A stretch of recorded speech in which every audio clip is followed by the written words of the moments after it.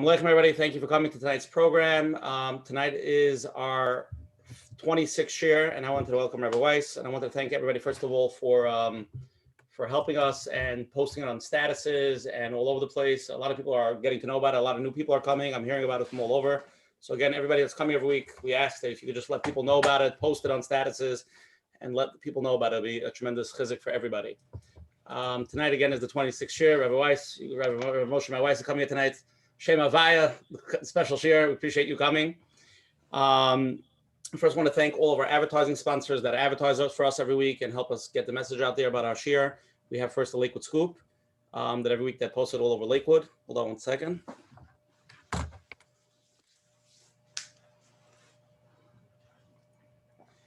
And I want to thank Rabbi and Yaniv from Chazak. Actually, Rabbi and Yaniv from Chazak got us Rabbi Moshe Mer Weiss and connected us. We appreciate that for making the share happen tonight. And also for COL Live, Mrs. Mika Sofer for promoting us on COL Live. And a special thank to Chayla Kaufman and to Shmuel Summer from the JCN, Jewish Content Network, for always promoting us on all digital platforms. Next, anyway, again, I just let everybody know we have an amazing program with Rabbi Yaakov Bender from Yeshiva Darchei Torah in Far Rockaway, one of the biggest Magad Shiurim in Chinoch. And he'll be discussing some tips on Chinoch. So I want to start off with our host, Coach Menachem, to open up with a few words. Okay, welcome everyone. Thank you, Ushi. Number 26, Kanai Nahara. I want to welcome everyone to another show, and let's get real with Coach Menachem. And Baruch Hashem, we're up to show number 26 and fully booked, Mitzvah Hashem, the upcoming weeks.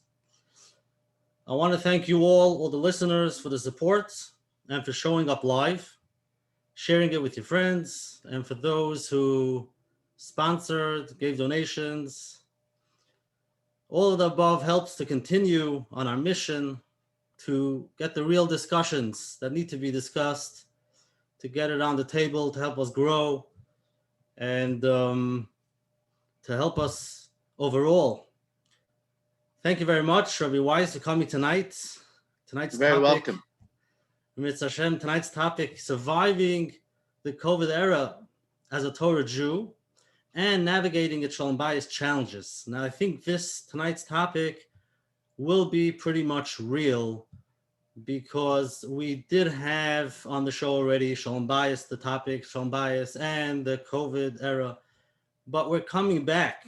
And I think this is what's called real because most people would love to discuss it and be able to just continue as if everything is back to normal and to get some sort of normalcy.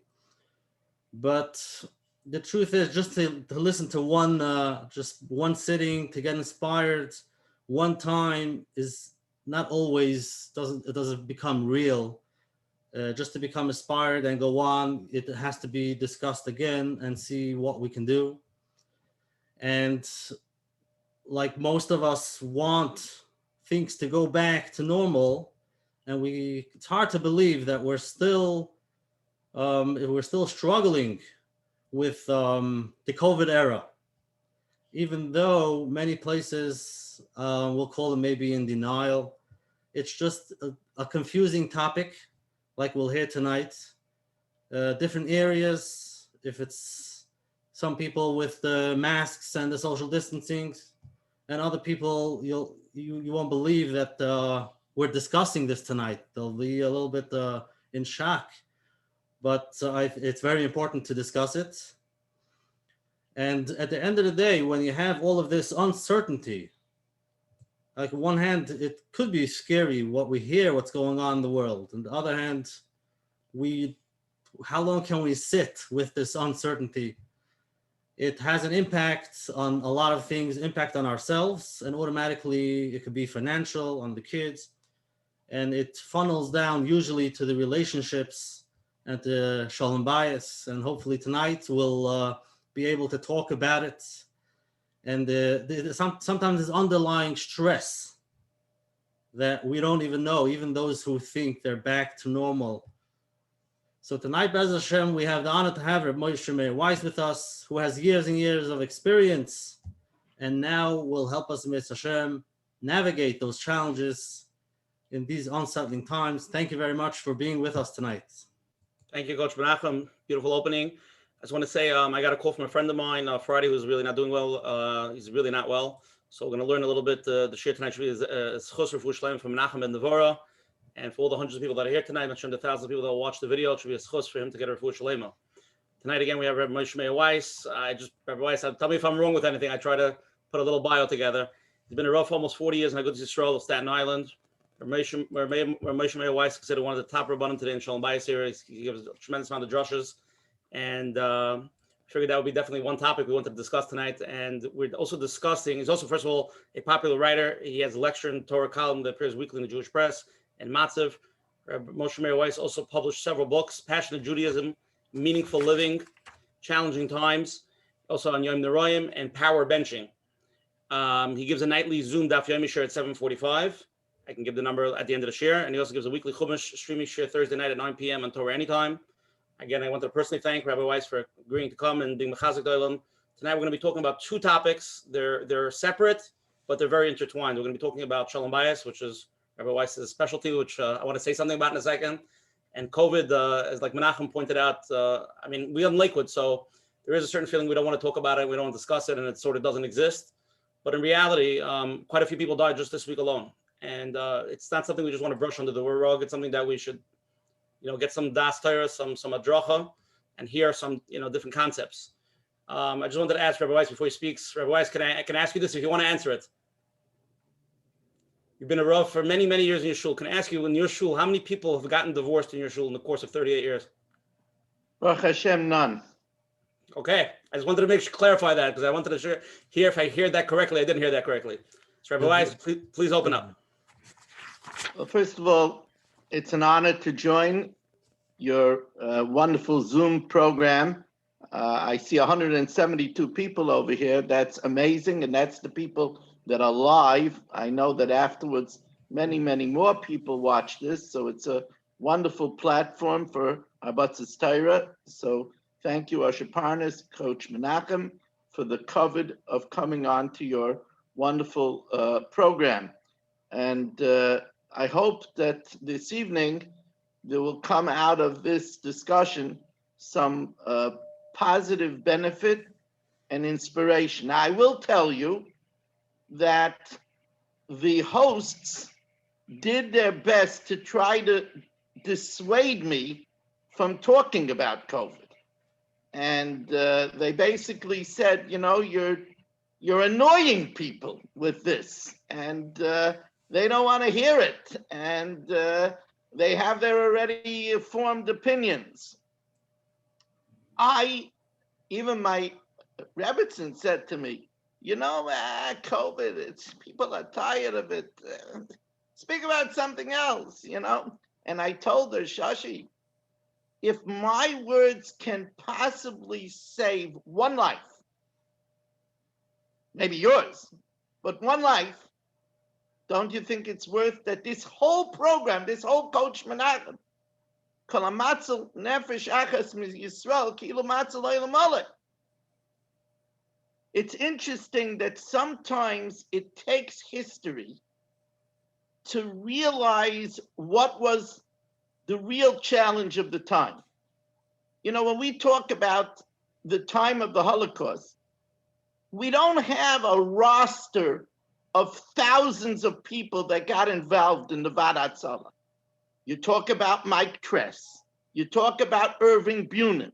You talk about Rav Aaron Kotler. But it's not a long list. At the time, there were a lot of people that didn't get involved.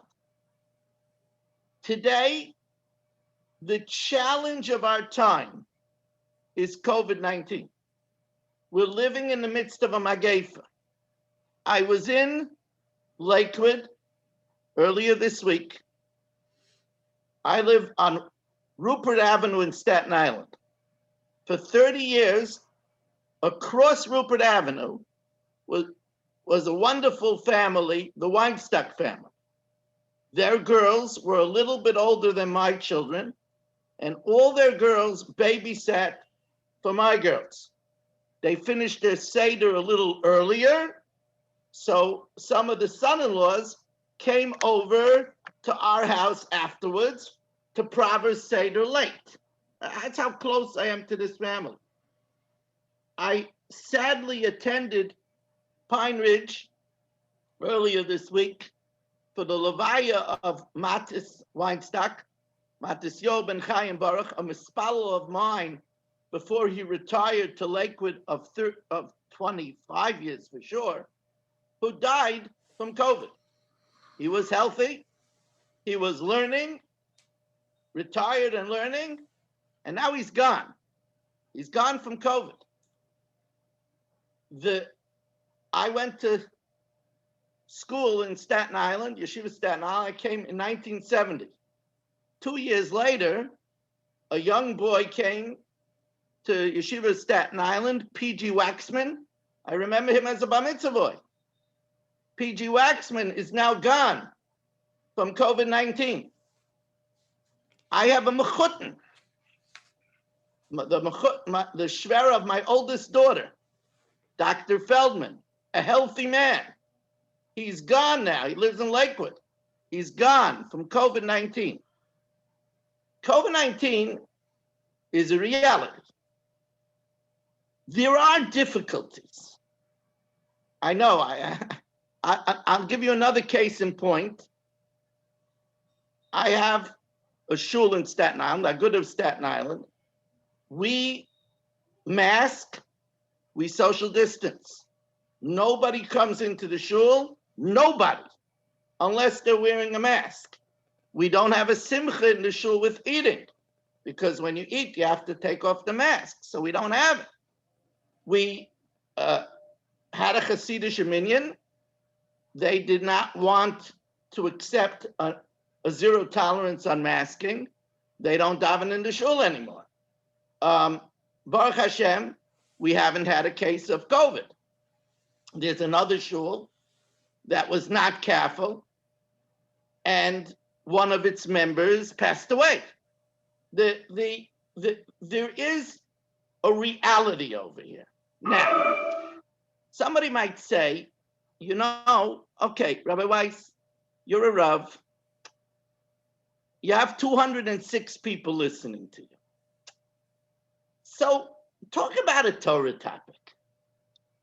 I want to read you a Gemara in Shabbos. It won't take a long time. A Gemara in Shabbos. We learned it in the Daf Yomi this year, right? Everybody went to MetLife Stadium. We learned it in the Daf Yomi. It's on Shabbos Daf Pei Beis. Amalei Rav Huna l'Rabba Berei. Rav Huna said to Rabba, his son, my time shchichus kamei de Rav Chisda. Why don't you go to Rav Chisda shir? The Mechaded in Shmaitze. All his teachings are sharp. Amalei, why should I go to him? When I go to him, he starts talking about health matters. I'm going for Lumdas. I'm going for Tuk for Kayin. I'm going for Chardel. I'm going for Ribbis. You know what he told me? I come into the shir and he says, if you're going to the bathroom, don't sit down suddenly. Don't push too hard. Because the rectum sits on 3 glands. If you're going to push or sit down suddenly, the glands might slip. And that's what I come to share for? Amalei. So his father told him, he's talking about life and death. And you say, it's really the Alma Kol Shechein Zil Gabe. This is the most important thing that we could be talking about now. But I don't only want to talk to you, and I'm setting the stage. We'll have discussions. Don't worry, I'm not going to talk too long now. But it's not the only thing I want to talk to you about. I want to talk to you about realize that in 40 years from now, in 2060, our grandchildren are going to ask us, oh, wow, you lived through that COVID in like 2020. What was it like? Did they really close the shuls from Purim to Pesach? People ate their Seder alone? Did They didn't burn the chametz. They didn't go to the Rav to sell the chametz. They did by phone. Nobody toiveled new kalim. What did that really happen? Were they refrigerated morgues? What they didn't bury people because the cemeteries were too busy? Did that really happen? Now they're gonna say to us, so what was it like? We would like to be able to look back and be proud of how we handled ourselves and what we did during Corona. And here I'm not just talking about safety. I'm talking about, wouldn't we be proud to say that every day we said Tillim for the nurses and the doctors? Wouldn't we be proud to say that we knew of people that were lonely because they couldn't get out? It wasn't safe for them. They were elderly, they were widows, and we called them often. This Corona is such an opportunity with so many different aspects that there's so much to talk about. I'm going to tell you something else. I had an epiphany on Shabbos. Epiphany, it's a fancy word. But I had an epiphany on Shabbos. You know, we had last week, we had an infestation in the house of fruit flies.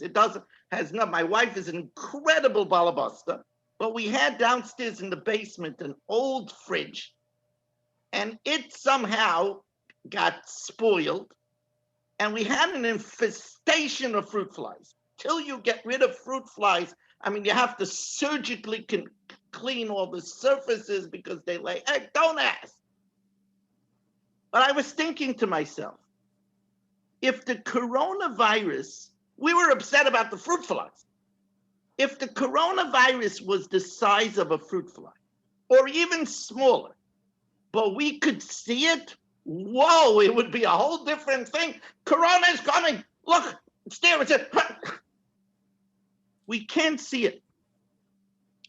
And since we can't see it, we have a whole different feeling. It's an invisible enemy. And I realize that so much of the success of our life is how we are able to bring to reality that which is invisible. You'll daven a good Shemoneh Esrei if you bring to reality that you're talking to the Rabbi Shalom. But the Rabbi Shalom is invisible. But you'll daven good if you could bring to reality the Eibishter. It's the mark of how you could bring to reality that which you can't see is another thing. You're supposed to be Yirei Shemayim. You're supposed to feel the Ayin Roya, the Amalamala Mimcha, Ayin Roya, the great camcorder in heaven. But you don't see that. If you bring it to reality, then you're Yirei Chet, then you're sin-fearing. If you don't bring things to reality, you don't succeed in Yiddishkeit. And I believe that the test of Corona is that people are not really feeling the reality of the danger.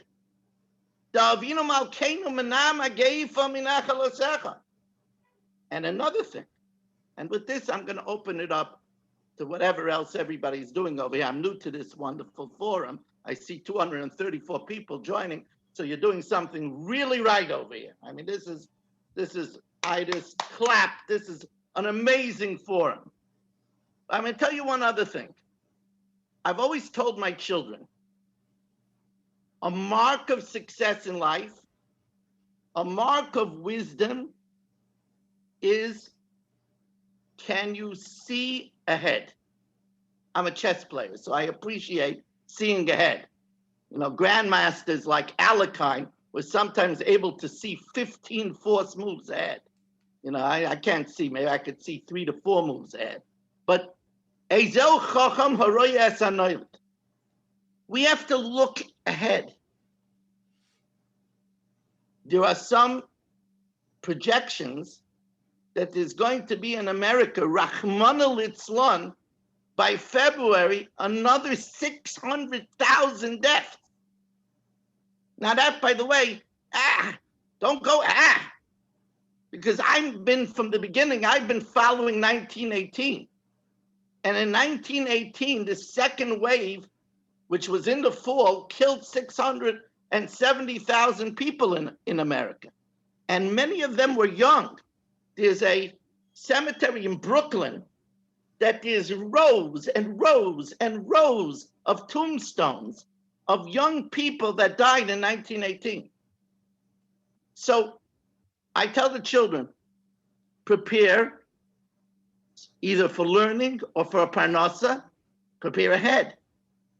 When you choose a spouse, don't just look at that which is superficial. Prepare for parenting, for a career of life.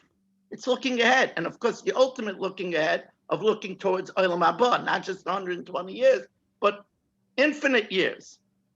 Here also, we have to look ahead. And now I set the stage. So let's let the hosts do what they do now next. Okay, thank you. I have a lot of questions for Sholom Bayis. We didn't even touch that yet, so we're gonna get there. Let's give Rabbi Weiss a 1 minute break. We're gonna take a little poll just to see what the Olam thinks. We'll get some. Usher, I just want to tell you that this conversation is so important that I don't mind coming on another time to talk about Sholom Bayis. I don't want you to steer away from this because this is the elephant in the room.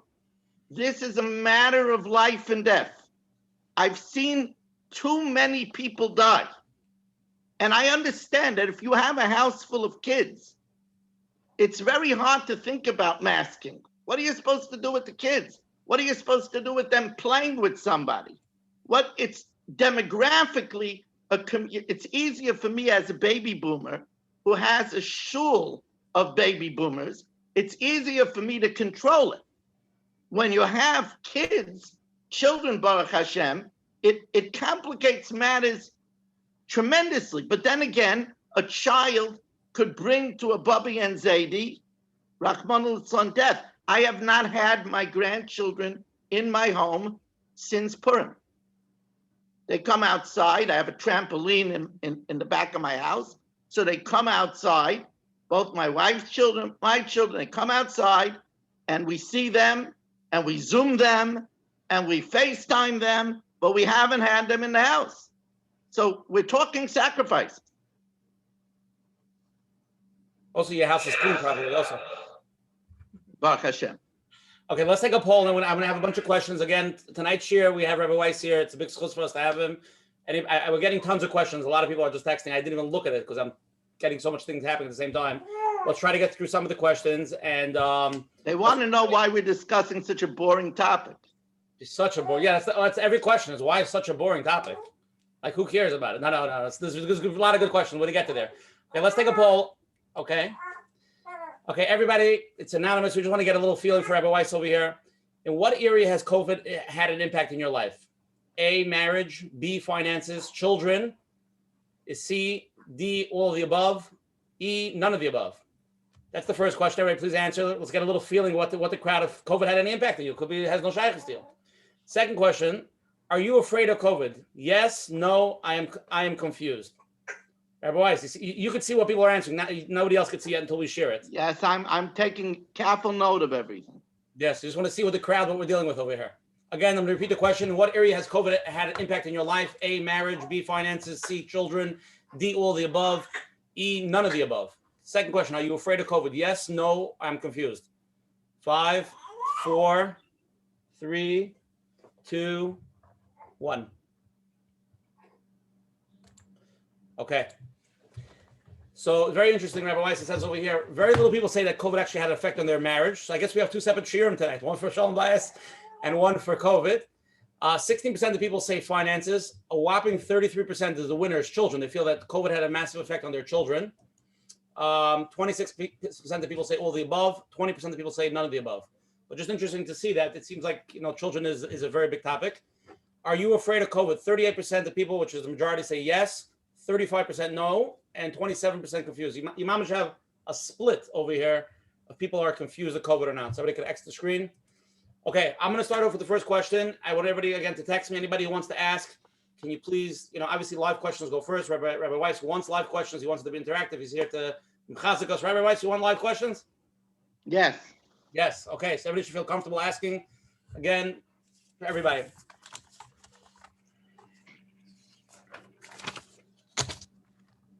First question is a general COVID question. Can you give us some suggestions on how I could utilize the COVID pandemic so, as you say, I would look back and be proud of my behavior? Well, and this is very important because opportunity knocks. There is, there's a Gemara there's a pasuk that says, "Davar be'itoi matoi," a thing in its proper time, how good it is. Now, one of the meanings of this is that I get a very excited feeling when I light my Hanukkah menorah at 45 minutes after Shkia. I know that that's not Ramoshe's time, but there's a reason why I do it. I always wanted it to be accessible when my kids came home from school, and that's when they all got home. So when I do it at that time, I know that unless I'm a Hatzalah guy and I have a code call, I am doing the right thing with my life at this time. A lady lights 18 minutes before the Zman Shabbos candles, or she lights even early. She knows that she is doing right now. She's prepared. She's dressed properly. She's daven mincha. She knows she's doing the best thing that she could be doing at that time. The more often you have such a feeling, a man is learning because he doesn't have a mitzvah sheni yochalas achirim. He then Talmud Torah is connected kulam. He's doing the best thing that he could be doing.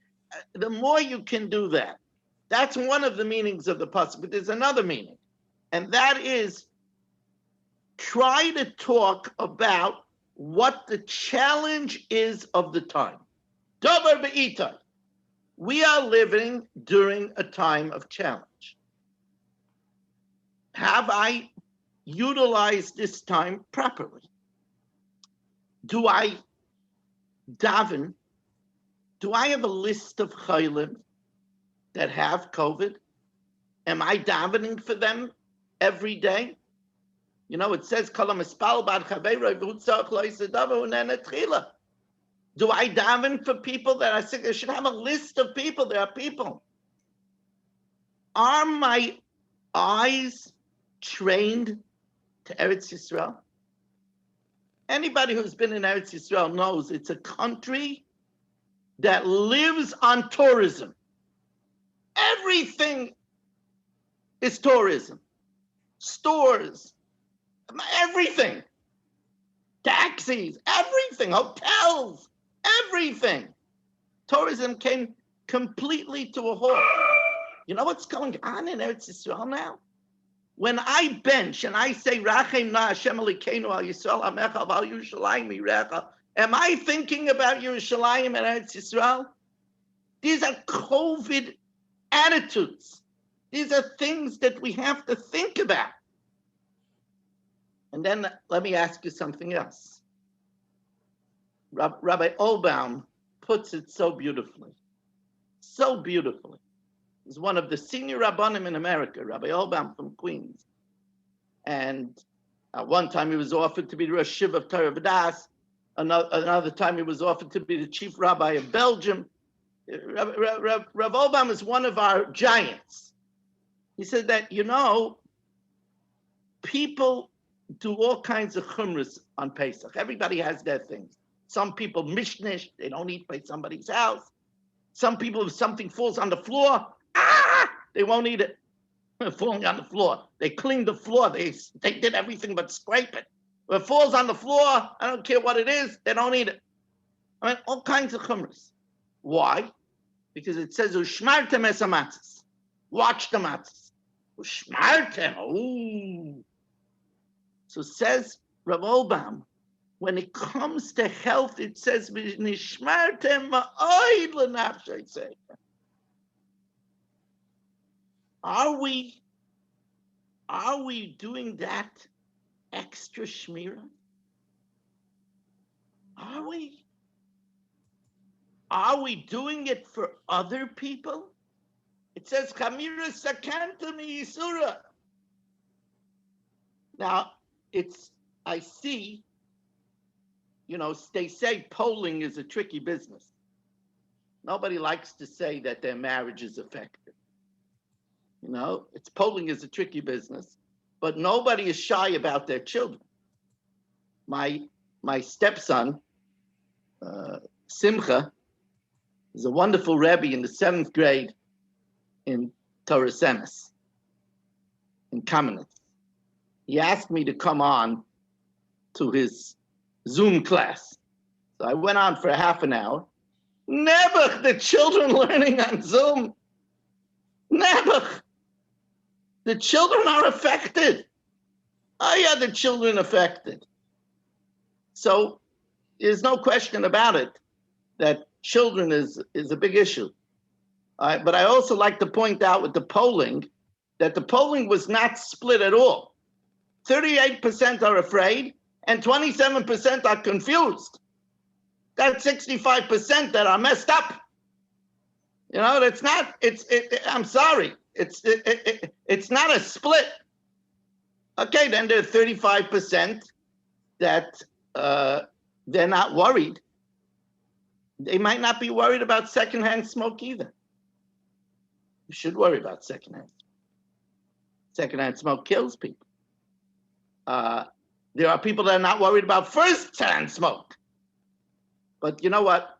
Let's go on to the next question. I don't want to talk too much on one question. Okay, Rabbi Weiss, we have a live question for you. Okay. All yours. I don't hear it. Hear me now? Now I hear it. Welcome. Thank you. Thank you so much for taking the time for this. It's an interesting question in regards to Sholom Bayis and COVID. That what if you and your spouse have a different opinion of, or a different derech in how to deal with the restrictions? For example, you're supposed to be wearing masks, you're supposed to be social distancing, and one spouse is very strict about it, and the other spouse is like totally not strict about it. To the point like where one is saying that I'll just say, because I'm the wife, I'll say you should not be going to shul without a mask or without being careful or stuff like that, or even with the kids, where the spouse is like, what's the big deal? No one else is doing it anyway. Why should I do it? Like, where do you draw the line in terms of nishmartim and in terms of just keeping Sholom Bayis and just saying do whatever makes you happy? I want you to know that's an excellent question. We're getting a lot of questions like that. Okay, it's an excellent question. And I have to tell you that if one spouse was extremely allergic to bee bites, to the point that you need to keep an EpiPen in the house, but the other spouse says, listen, I want to leave open the windows. I know we don't have screens, but I can't take it. I need fresh air. And the other one says, yeah, but if a bee comes in and I get a bite, I can end up in the hospital. You just worry too much. Nothing is going to happen. What are the chances that a bee is going to come into the house? So to me, it would seem to be obvious that you have to bend in the direction of a person that has a realistic fear. And there are many examples of this. Let's say you're driving in the car with your spouse and you're driving 75. And that's the flow of the traffic. And your spouse says, listen, I'm very nervous that you're going over 10 miles over the speed limit. I'm nervous. If a deer comes out, or if we get a flat, it's very dangerous. I'm sorry. No, you're being silly. So I think that all of us would say that, with a reasonable discussion, that the person that has the health concern should be the one that we're concerned about. Now, this, and by the way, this is a real discussion. People have said, I'm not comfortable that you go out and you wear your mask under your nose, and then you come home to me, right? The person says, look, the person says he's over 60, and if he gets sick, it could be dangerous. So I think you're taking a chance. So if that logic does not prevail, then I would say that the spouse that's concerned has to go to a mutually agreed upon Meir derech and present their case. And I don't think there's any Meir derech that would tell the spouse that's unconcerned, no, you can be cavalier about it. It's a free country. I actually had people come to me and I told them straight out, I'm sorry, but your husband or your wife is right. The doctors say that at their age bracket, they have to be careful because if they get corona, it could be possibly even lethal. And how could you play around with that? To me, I don't even hear the question. Let me pose to you a question that you would be probably ready to accept my answer with easier. And I have this all the time in seminary when I teach the girls. A wife says, I don't want my husband smoking in the house. I don't want it. I don't want it around my kids. Secondhand smoke could kill. Secondhand smoke has been linked to sudden infant death syndrome in children. I don't want it. And the husband says, what are you talking about? My Rosh Hashiva smoked with the Bachrim in the classroom. You're being a pachtan. You're being a germaphobe. Who do you think is right there? Of course the wife is right. And it's the same thing with COVID. COVID kills people. Now, you could complicate the question and say, but what about if I have antibodies? If I already had COVID? I'm sure we're going to get questions about that, so we'll leave that for later. What happened with the next question? Why am I an echo? With the speeding, 75 and 65, what should they do? What? What happened with the speeding on the highway? Okay, so again, I know that there's a certain grace period. I think it's 7 miles that you could go without the police stopping you. So therefore, I would say that if it's the 7 miles, then the husband has a good case. But if it's over those 7 miles, then I think the husband is doing an issur. They should make a pshara.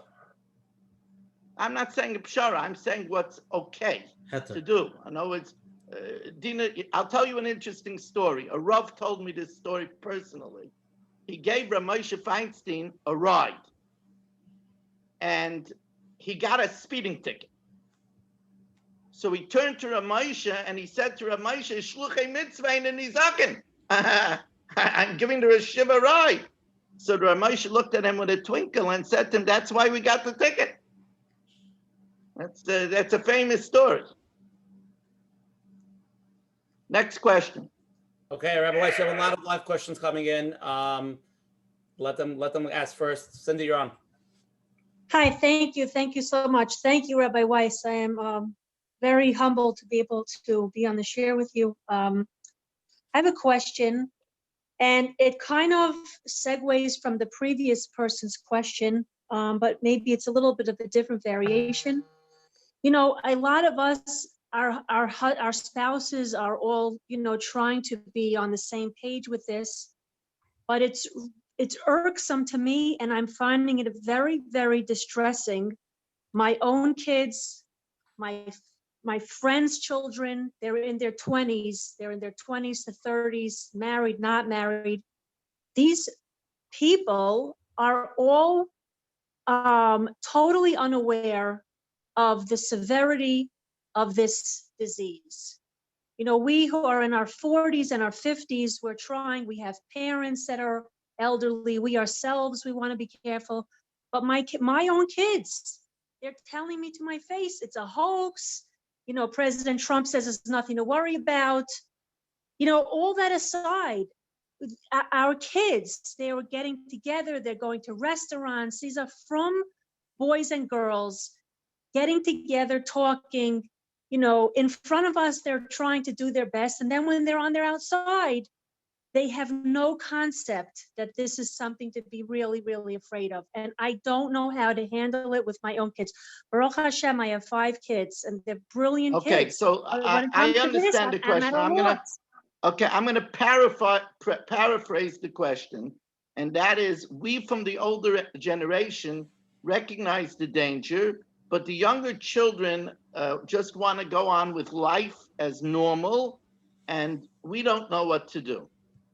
So here's the thing. If the world would be, at this point, only people of a young age, then we would be dealing with Corona at this point, where it's not really attacking healthy young people. At this point, we would have a different attitude. You know, for them, it might just be a nasty flu, and we would 100% be dealing with this differently. The problem is that when they intermingle with older people, and older people, I give you an example. We had somebody, a younger member in our shul, that 3 days before Yom Kippur, he developed a fever. And he really felt that it was, you know, just, you know, he has a cold. So we sent him for test, but he wouldn't get the test back until Yom Kippur. So I asked 2 specialists, and they both said that he shouldn't come to Shul Yom Kippur, and that's what he did. He didn't come to Shul Yom Kippur. Now, if the Shul would be only young people, that wouldn't be the case. But we have people in the Shul that are over 80. We have people that had chemotherapy and are immune compromised. So obviously, he can't come to Shul. So now, there has to be an education to the young that is a danger to the older population. We have to tell them people are dying. They're dying because they caught COVID. They caught COVID likely, and this hurts, they caught COVID likely from somebody that wasn't wearing a mask. Because we know, I want to give you some facts. A study was done in 198 countries. Those countries that had, either through cultural norm or government mandate, those countries that masked were significantly lower in COVID incidents and COVID deaths. 15 states and the District of Columbia, the medical journals report, did very intensive study, and they found that COVID deaths significantly lessened when there was masking. Now, here I'm going to tell you a piece of information which is kedai to listen to, not COVID related. I don't know, and maybe Coach Menachem or Usher knows the answer to this question. I don't know how many of the people listening tonight have access to social media. But social media has allowed that we can be impacted by articulate speakers who normally we would not let form our opinion. A person could get up, hold a mask, and say, this doesn't help. It doesn't stop COVID from entering because COVID is smaller than the mask. And we hear that, and it becomes in our mind gospel. It's really stupid, because most of the time, COVID attaches itself to something. Most of the time. And the mask stops it, even a surgical mask. But because somebody gets up and holds a mask, and he has a beard, and he says it, a lot of people accept it as fact. You know, it used to be in the past, we listened to people that we collectively vetted. We listened to a Rav Usher Weiss, the Guyvid, who happens to be my first cousin. And he told over a story of a man that came over to him. And he said, Rav Weiss, you have to help me. You have to. I can't sleep. I can't rest. He said, what's the matter? He said, I had a chaver who was really quarantining himself. He was immune compromised. But I said, the whole thing is a narishkeit. And I went to visit him. And I was close to him. And I turned out at the time, I didn't know, I was asymptomatic, I had COVID. Now my friend is dead. I was the only person that came into contact with him. I can't live with myself. I held it was a shtos. Yes, shtos. I can't live with myself. So my cousin Rav Usher told him, you know something? It's a shver zach. The only thing I could tell you is you should allow me to be mefarsim the story, and that maybe will be a schus for you. This is, I'm answering Cindy. We need to tell the youth, they want to go out to the pizza shop. They can't do it. They want to, they want to fabrang. They want to have a barbecue. They want to, fine. But they cannot then mingle with the older people. They can't. If they're going to be around without masks, they can't visit Bubby and Zayd. They can't visit Grandpa and Grandma. They shouldn't be going into a minyan in Zera Shimshon if there's older people there. We have to protect the elderly. The elderly are dying. How many funerals do we have to have until we realize that? Next question. Okay, I have a lot of live questions. I want to get into one Sholom Bayis question over here. Somebody sent in, okay? Said, my spouse has been very depressed and scared and wants to start watching movies or doing other things to pick him up. I don't want to start this in my home. What advice can we do? Okay, so you have to understand that that question is a reality. People that are quarantined, meaning that they're restricted themselves, they're not going to the gym anymore. They're not getting recreation. They're not going to schmooze with their friends. They're not going out on trips. They're not eating out in restaurants. All the things that usually gave people a, so to speak, a break is not there. And when is this going to end? And it's scary. A movie is an instant pick-me-up. You watch something with a happy ending. It takes you away from life. It relaxes you. It's a quick fix. But you have to understand that a movie is quicksand. Once you're into it, it's like I try very hard. Sometimes one of my Talmidim will come to me to ask me to write a letter so that they can collect money. They have a sick child, they're out of work, they want me to write a letter. And I tell them, I want you to know something. The day you start holding out your hand and getting money just by holding out your hand, it's very hard to go back to work. You got $100 in a minute. You get another $36 in a second. Once you do that, it's quicksand. The same thing is true with a movie. What I would recommend the spouse that wants to do that, They should be instead, they should find a healthy outlet, whether it's a hobby, whether it's, if there's a place where they could play ball, even if it's reading a mystery novel. It's much better to read than to watch. If it's a man, it's a problem. A man watching other women, it's a problem. That's what all these shows are. It's either violence or women.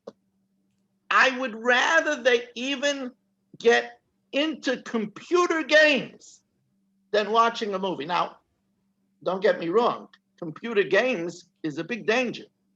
I knew somebody who, I don't even want to say the name of the game, but he played a certain game that he wore a diaper because he didn't stop. It was interactive with people from all over the world, and he was very good at it, and he got so into it, he forgot to go to the bathroom. He made a Kabbalah not to play it on Erev Shabbos because he was afraid he would go straight into Shabbos. So the computer games are not simple, but it's better the computer game than watching a movie. A movie is a great danger to the house. And if Tati or Mommy watches the movie, then why can't everybody else watch movies? And it brings down the house. It is one of the scourges of our generation. So get into chess, get into tennis. You could social distance with tennis, get into basketball, get into running, get into shopping for and going out and shopping for antiques, get into biking, get into crossword puzzles, get into Sudoku, get into anything, find something to do. And there are other things, by the way, to do. You could get into chesed. You could even, I tell you, a big chiddush, could even get into learning. It's that's a way out suggestion. But there's some interesting things in learning.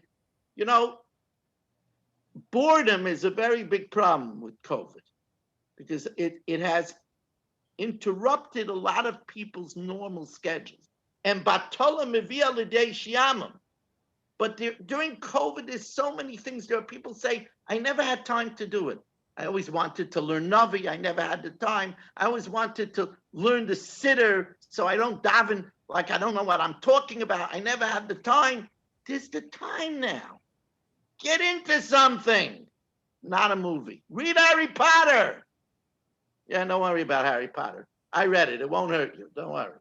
Don't worry. Read Harry Potter. We're getting a lot more. Don't watch the Harry Potter movies, just the Harry Potter books. Okay, Chanoch, go. Okay, thank you very much, Rabbi Weiss and Coach Menachem and Rabbi Usher. Just a follow-up question. With the same dynamics, I'm a marriage therapist, and I have a couple. Of course, it's not me. I have a couple that is, the wife is very afraid, properly, of COVID, and her husband is very much not, and he has very strongly the support of his Rav. So she's asking me, what's her role as a wife? I'm okay. Rav, what's my role? Let me clarify this. What does the Rav say? The Rav says, don't even call me. You wouldn't, if you had the flu, would you call me? This is nothing. This is just like the flu. And what about the people that died? Maybe he killed them. I don't think it was nothing to my mechutin. He's in the cemetery right now. I don't think over 200,000 people died in America. That's 200,000 times nothing. That's a lot of people. No, so I don't think that anybody can say that it's nothing. What? We're not dealing with logic. We're dealing with. Okay, so here's the thing.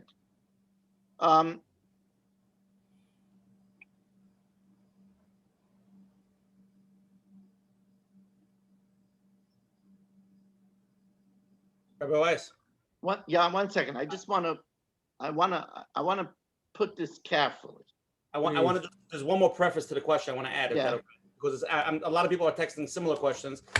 a lot of people are saying also some Rabbanim, their Ravs, say, don't be so makbid, it's shtusim is that. I'm just, people are texting that. So like, how do you deal with when a Rav says, don't be so makbid, shtusim? Okay, so here's the thing. It's not a new thing in Klal Yisrael that there isn't unanimity in the rabbinical arena. There isn't. That's why, and that's a Torah-dika thing. That's why it says achrei rabbim lahatos. Now we have, in the way we work, we have a collective body of major gedolim. So here in America, so Rav David Feinstein has been called, at least in some circles, a Paisik Adar of America. He says that you should mask. In the yeshiva of Staten Island, Rav Ruvain Feinstein sits in a plexiglass cubicle. His son-in-law, my brother, davens in a minyan where everybody masks. When there is such a problem, then I think that a spouse has the right to say that I don't feel comfortable with this. Let's go to a higher authority and do just that. I want to go to a higher authority. I'm afraid that it's a sakana. I'm afraid of pikuach nefesh. Do you want me to walk around with you all the time with gloves and an I-95 mask? That's what you want your wife to do? I'm sorry. If people weren't dying, what do we have? Such a poor memory? We don't remember the refrigerated morgues in front of Maimonides? We don't see that there is in many states now that they're saying that their ICUs are already busting? It's a real problem. Now, you notice that I didn't even touch in this discussion the element of Chilul Hashem. There's a huge Chilul Hashem going on. When the Goyim, it's interesting. The Yetzer Hara is so smart. The Yetzer Hara has managed us to deflect on the poor behavior of Governor Cuomo and Mayor de Blasio. And their behavior has been very poor to the Jewish people. But that's a deflection. The fact of the matter is that when the world that is suffering many, many, many, many deaths sees Jews gathering and burning masks, that creates anti-Semitism and Chilul Hashem. There's no question about it. I mean, people are recipients of this Chilul Hashem. My wife's father was walking in the train, from off the train, and somebody stopped him and he punched him. And now, he's a man in his 70s. Now he has to walk around with a baseball cap. He doesn't feel safe to walk around. The Chilul Hashem in the Catskills this summer, people by gas stations, Goyim, were pulling their kids away. Oh, it's not safe to be near the Jews. It's a huge Chilul Hashem. Getting back to your question, which is a tough one, because I'm a big champion of the local Rav. I'm a big champion of that. But I would give the same thing if a local Rav walks into a vart and outside of the vart smokes a cigarette. So I would tell the people that I'm sorry. You have to, this is not proper behavior. And I think it's the same thing over here. Telling someone that COVID is a shtus when we're having a whole slew of Levias now going on. How can you say it's a shtus? In Pine Ridge on Monday, nobody was thinking it was a shtus. Matis Weinstock with a huge family is gone.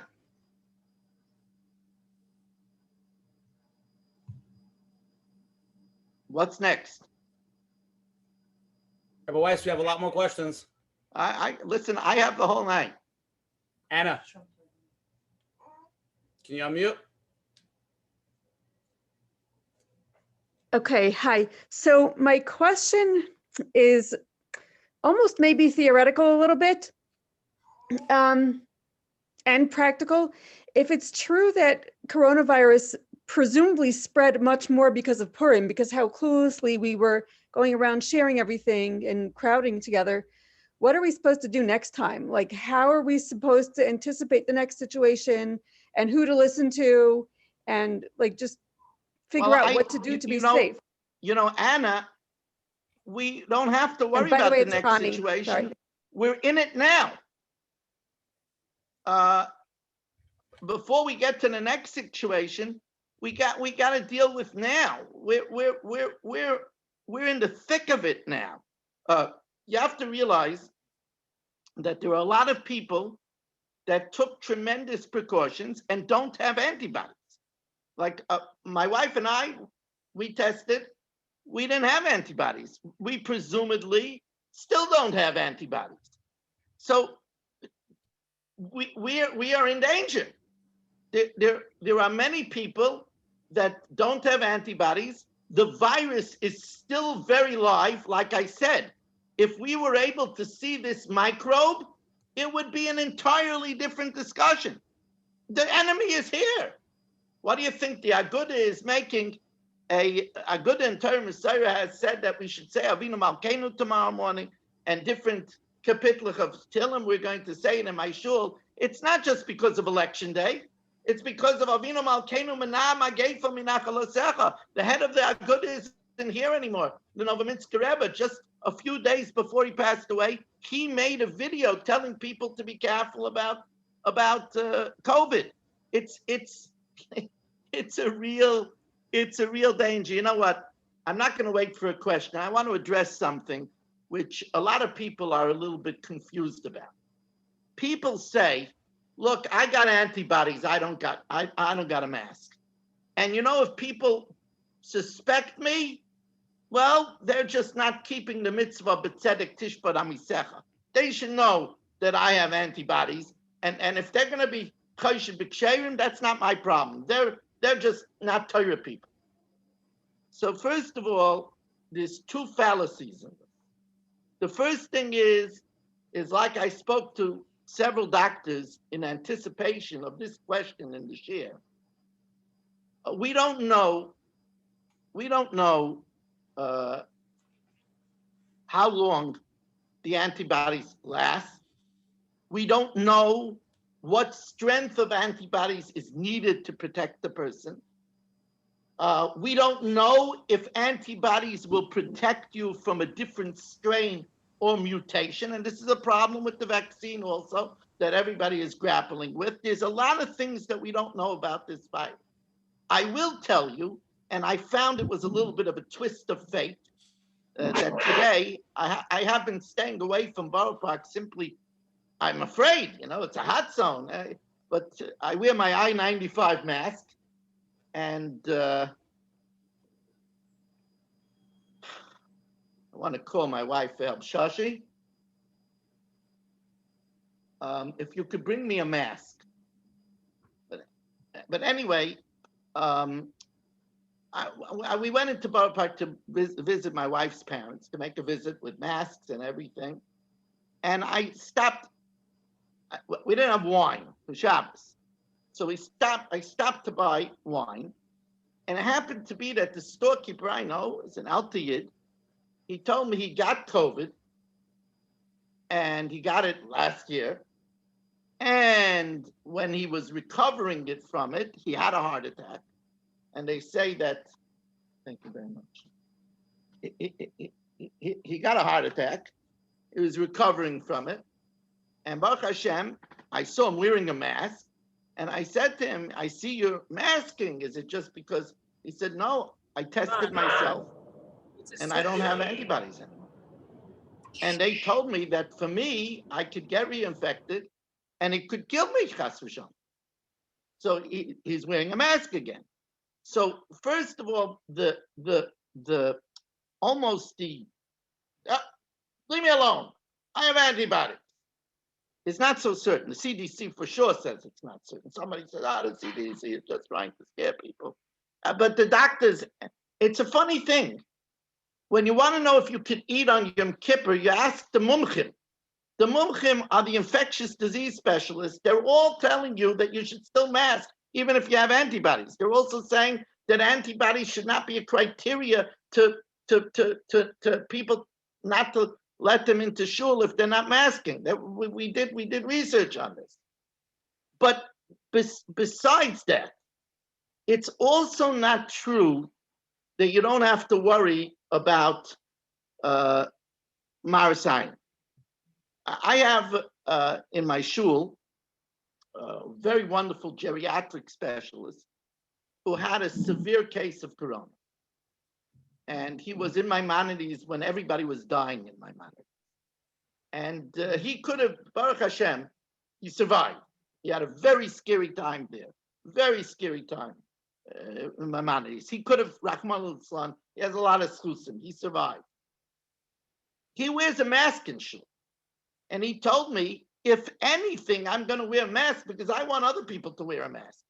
And if I don't wear a mask, they might not wear a mask. And I don't want people to be chayshing me. Not everybody knows that I had corona and I have antibodies. So let me tell you, Reb Ruben Feinstein used to have a house on the corner of Drumgoole and Bloomingdale Road. He lit 2 menorahs, one on the window facing Bloomingdale and one on the window facing Drumgoole, because that's what the Gemara says. If you have 2 windows and 2 sides of the street, you should light a menorah by each window. So somebody that passes by should not think that you're not lighting the menorah. They'll say, what, somebody is choshev, Reb Ruben Feinstein not lighting the menorah? No, that's the din of shad. We're supposed to be above suspicion. The yisim nikiyim me'Hashem Yisrael. But more than that, if we're going to want people to mask, then we can't stop making exceptions. You don't mask, this one mask. It won't work. So in my shul, everybody masked, and Baruch Hashem, everybody is safe. Okay, I've talked too long. I'll take another question. I'm just wondering, could we make it a little bit, like you said before, the younger generation, they can daven in the shul together, maybe even without masking, but they shouldn't mingle with their older parents or elderly people. Yes.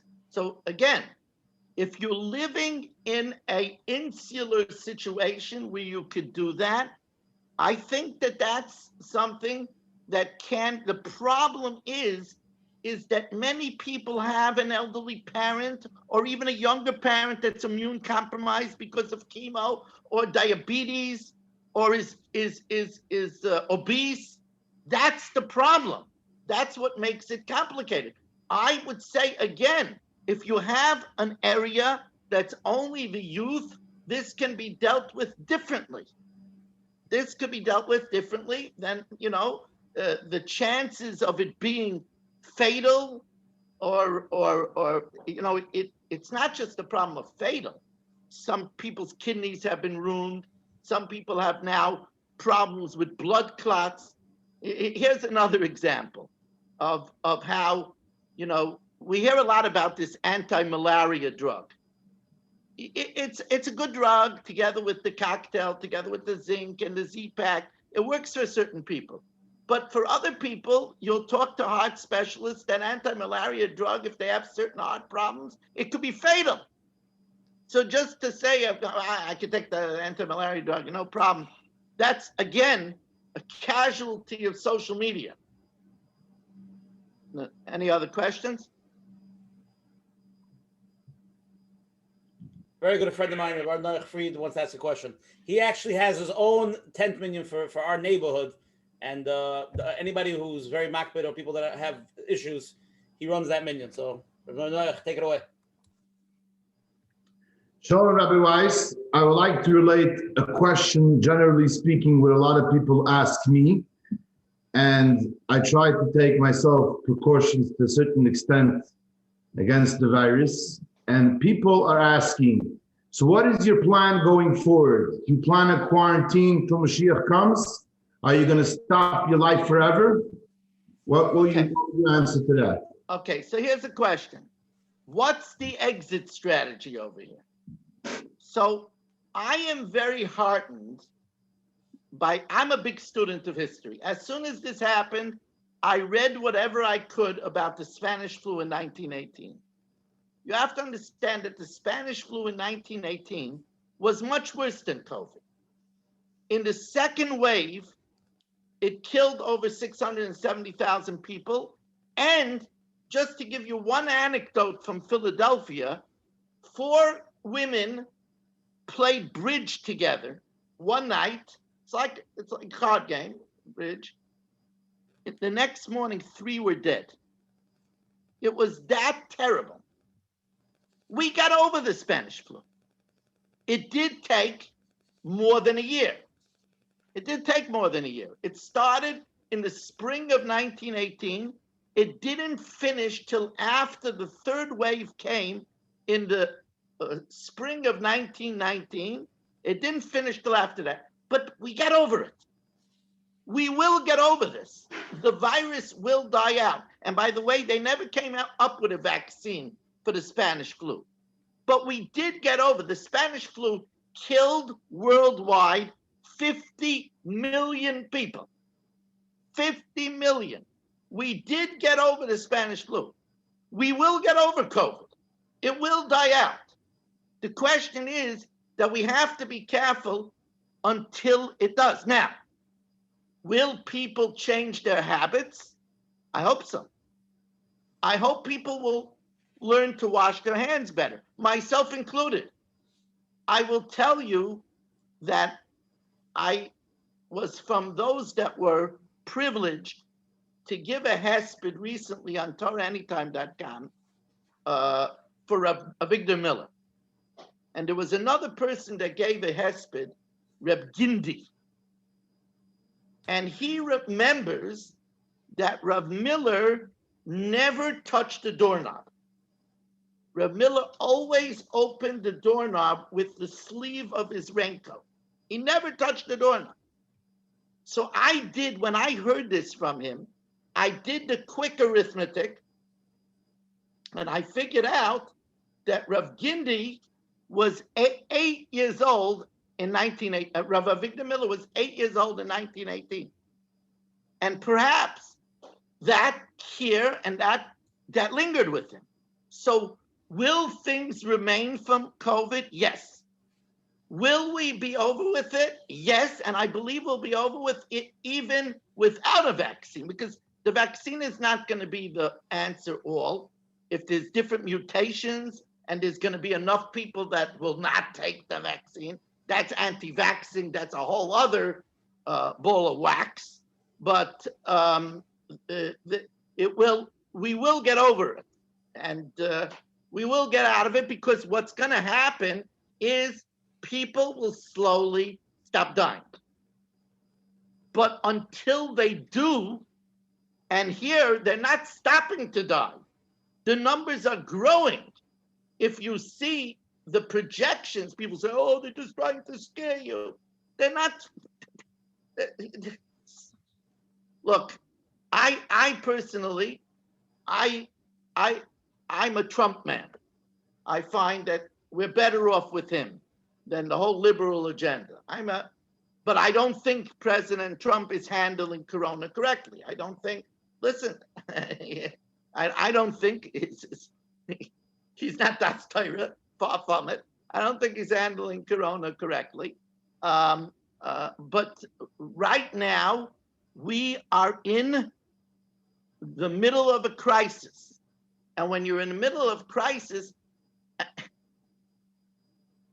it's interesting. My father was in Auschwitz. That period lasted 6 years. Nobody said, when will this be over? They had it 6 years. I mean, really, it's more than that, but the intense time from 39 to 45, it's 6 years. This is not 6 years. You know, we have a pandemic, a magefa. The Rebbe Kiva Eger, the Sholom says, at a time of a magefa, you're mechasa the peh, you're mechasa the af, you're The Gemara says, "Dever be'ir tenois raglecha." Nobody says, "Well, when is this going to end?" That's again, this is not smart talk. When it's going to end, it will end. But right now, it's not ending. Right now, we're burying people. Right now, people are getting sick. Next question. I think it's important. I think tonight's topic, the Olam should hear it. Obviously, to figure out how to change habits, everybody's going to have to figure out how and where they are. But I want to back up a little bit. One second. Let me, before you continue, and I'll give you a chance to speak, of course. Sure. This is a people's forum over here. I'm not rushing off. To me, this is Dvarim Shaim Deberumay Shalaylam. But when you talk about changing habits, everybody recommends the 3 W's. They're not too difficult. The 3 W's are washing hands. But by the way, washing hands, I don't like soap. Before this, I didn't do it. I don't like soap. I just don't like the feel. I don't like washing hands, which means, by the way, what they say, not just to touch it, but to get it, the 20-second drill, sing a song, and use the right thing, and wash your hands. That's the first W. The second W is wear a mask. Now, I want to talk to you about wearing a mask. You see, I'm not just wearing a mask because of you. I like myself also. It's v'haftal re'acha kamaycha, but it's kamaycha, right? So I wear an I-95. Now, okay, people will tell you with my beard, really, the right way to do it is to shave off the beard. That's what they said with the gas mask. They said in Eretz Yisrael that really they wanted people to shave off their beard. Okay, so I'm not shaving off my beard. I'm not, but I put on the mask. Now, putting on the mask is a tricky business. Why? Because if you notice, if I'm not careful, the outside of the mask touches the membrane of my eye. And COVID is spread through the membrane of the eye. So I wear glasses, but I try to keep it that the outside doesn't touch. Now, this is a fresh mask. But notice that a lot of times I'll touch the mask outside. That's not a good thing. Once I touch the mask on the outside, then I shouldn't be touching my eyes or any sensitive place until I wash my hands. It's difficult because your daim is kani, saying hands move. You have to train yourself. But these are things that we have to know, right? So if you want, you could wear, it's harder to wear an I-95, but it's safer. But at least the second W is wearing masks. And the third W is watch social distancing. Don't get on top of people. Now, again, as Coach Menachem said, if you're amongst young people and those young people are not seeding older people, that's the key. If you're taking care of an elderly parent, then you're not a young person. If you're visiting your parents that are over 60, then you're not a young person. If you're davening in a minyan and you're next to older people, then you're not a young person. If you keep in a bubble of only young people, it's a whole different story. A whole different story. But unfortunately, we don't have many of those bubbles.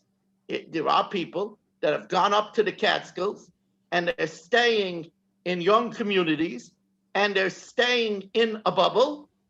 That's different. Okay, I'm sorry I interrupted you. I go back to you. Yeah, so a lot of people are having a hard time figuring these out in Sholom Bayis, but this is a question that came in. Like we heard Usher mention that you have a very great high success rate in helping marriages. So this question is, what is it that we are looking for in a good marriage, and how do we achieve that specifically in these days? Maybe you can tell us a few tips that you use for your oilam. Okay. So first of all, again, I want to preface that a baby boomer oilam has different needs than a olam with children. One of the things that I'm curious about is in our group over here. Usher, is there a way to throw up a question for polling? We have to put it together, but what's the question? You want to know how old people are, if most people have kids? No, I know. I want to put up a question. How many people are working at home? Okay, Do it, and we'll be ready in 5 minutes. Okay, because I think that this is a very big thing. You know, Rav Miller used to say that for many couples, being together too much is not healthy. Because when they're together too much, they start really realizing each other's flaws. And they start getting in the way of each other. And they start criticizing each other. And that's a huge problem. If people are working remotely, all of a sudden, the husband is around the wife too much. And that's a huge problem in Sholom Bayis. That's number one. Number two, and this is maybe even more of a problem, the pasuk says, "Hanoisein givuleich shalom, chelev chitem yazbiach." I will make in your borders peace when I give in your cupboards wheat. And the Gemara says that if there's food in the cupboard, then there's shalom in the home. But if the family is struggling financially, so then that tension spills over into the Sholom Bayis. There are a lot of people now, because of COVID, that are suffering financially. And when people suffer financially, that affects the Shalom in the home. Also, this, it's interesting. Tomorrow, let's see what we got over here. It's coming up. It didn't come up yet. We'll get it soon. But until we do, let me finish. Tomorrow, Monday morning, we have in some shuls slichus bahab. It's bahab tinyon. That means that on the Monday, Thursday, and Monday, after Sukkot and Pesach, after we finish with Rosh Chodesh and everything, we say slichus. One of the reasons why we say slichus is because of the change of seasons, and people get sick during the change of seasons. Included in that is a well-known thing that anybody that has any type of mental health issue, a lot of times with the change of seasons and with the winter coming and the nights starting earlier, they get depressed. And added to that is the COVID blues. The COVID blues is the fact that, as I said before, people can't do a lot of their recreational activity. Gyms are closed, exercise classes are closed, manicure and pedicures are closed, basketball games aren't being held, the restaurants don't have inside dining, there's getaways that people don't feel comfortable to go on an airplane and travel, you can't get away to Eretz Yisrael, there's all kinds, and you can't even plan. Simchas are being truncated and people aren't going out to public verts where they used to have a good time together, and brisin are only for immediate family. There's a lot of our life that has been interrupted, and that causes people to be blue. And when you're blue, at the best, you pull down your spouse, because if you're blue, you're going to pull down your spouse. At the worst, because you're blue, you take it out on your spouse. And your spouse reacts to you in kind. So,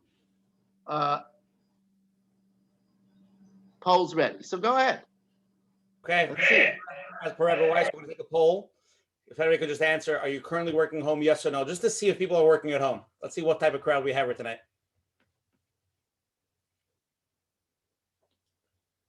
5, 4, 3, 2.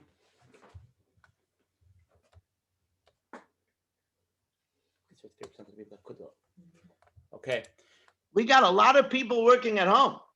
Yeah, 45% of the people are working at home, 55% of the people are not working at home. Okay, we got a lot of people. That's almost half the crowd working at home. That, by the way, is a huge warning sign. That means that a lot of people tonight here, excuse me for saying it, a lot of people over here were lying because it says that we only had 5% marriage problems. I'm telling you right now, that's impossible. No, I'm just kidding. I wish everybody should have happy marriage and everybody should be doing great. Amen. But that is... I see a lot of people saying they're moving to Staten Island to daven in your shul. Yeah, okay. Then I'm moving to Lakewood. But there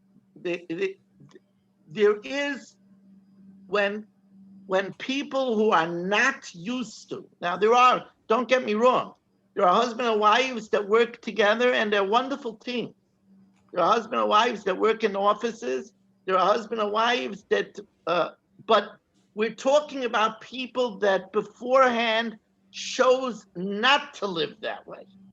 We're talking about people that beforehand had a healthy break and they got a chance to miss their spouse and they got a chance to you know, have alone time and they got a chance to ear out and and now they don't. So you have to realize a big answer to your question is forewarned is forearmed. If you realize this is a problem, then you could figure out ways that it shouldn't be such a problem. I'm going to give my spouse a time to go out and take a run, go out and do some shopping.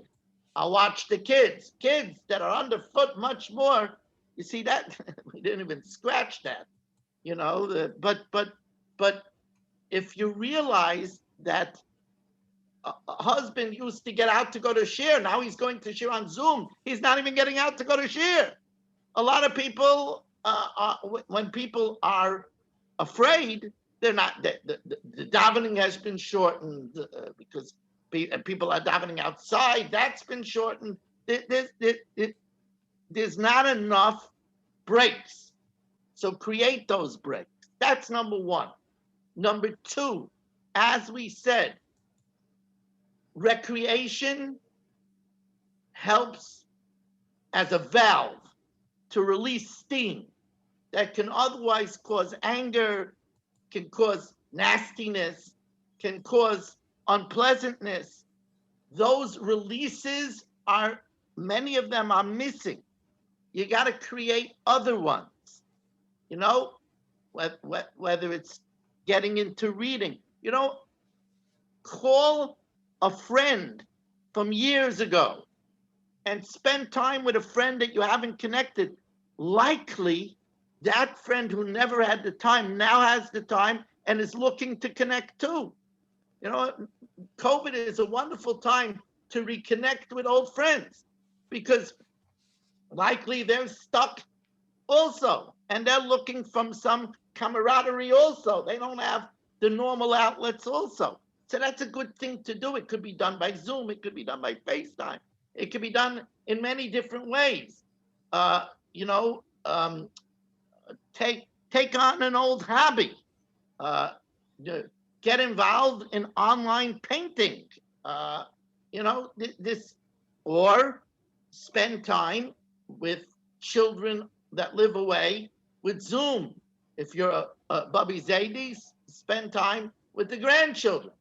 Create things to do that you have other releases to replace the releases that you usually had.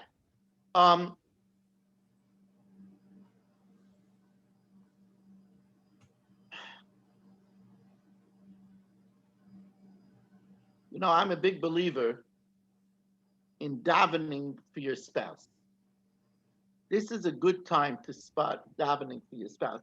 In last week's parasha, Sari Imenu said to Avram, Chamosi yolecha, yishbeit Hashem beini ubeinecha. She was angry. Well, she said, you stole from me. Why? Because you said, Hinei anoichi hoylei chariri. I'm childless. If you would have said, we're childless, maybe I would have had a child and not Hagar. Why didn't you daven for me? Spouses should daven for each other. It shouldn't go, and I want you to know, if you don't daven for your spouse, you're a thief. That's the lashon of chamosi. Chamas is stealing. The Rav Shak says, Moineya toiv mechaveirei nikra gazlan. You withhold something that's expected, you're a thief. Pray for your spouse, whether it's in Baruch Aleinu, whether it's in Ashkivenu, whether it's in Shmak Aleinu. I'll take another question. Or a follow-up, whatever. We're getting more Sholom Bayis questions now, so I'm gonna ask. Somebody texted out. I'm gonna read it. It's a little complicated question. I can't ask this question live, but I was wondering if advice could be given for a couple who just started therapy, so hopefully all will be helped through. But as far as the husband feels, the main issue would be both himself and his wife are speaking different languages. One says something one way, and the other one thinks that they're yelling, and many other scenarios like that. A lot of fights stem from that, and a lot of issues stem from this issue. So basically, they're talking different languages and they're hearing different things, and they're fighting with each other. They're mishearing what it is. In English, communications issues. Big communications issue. Big communication. First of all, I think it was either Rashi Shapiro.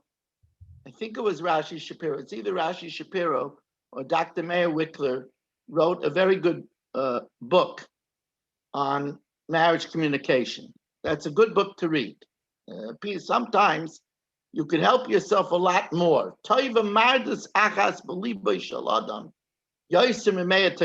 Sometimes a person reads something and it flicks a switch. The second thing is the Bali Musa teach us that we need to see. I'm a great proponent that chess should be taught in schools, because one of the disciplines of chess that a lot of people are lacking is they don't see things from the other person's perspective. If you want to play chess properly, you can't just make your plans and figure out your attack. You have to get into the other person's mind and think, what are they thinking? If you don't do that, you can't be a good chess player. And that's so necessary in marriage.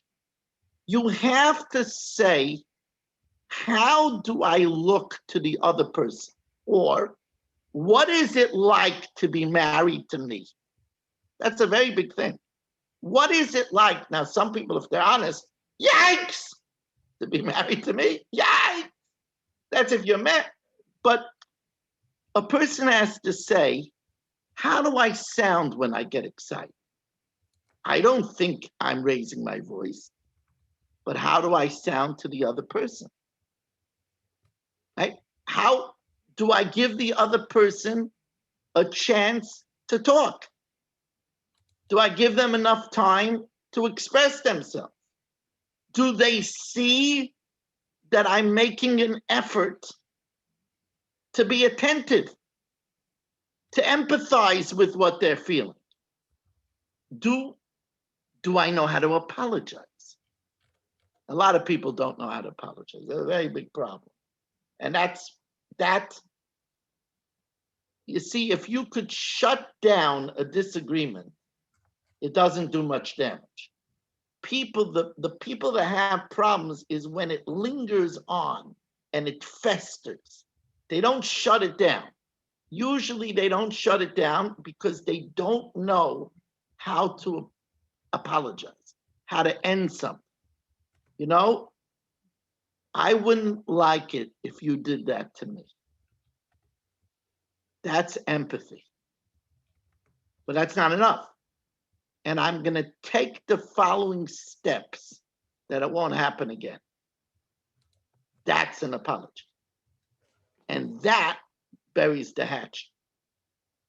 By the way, that's not my chiddush. It's charata l'sha'avar and kabbalah al-hasid, right? The steps of doing tshuva.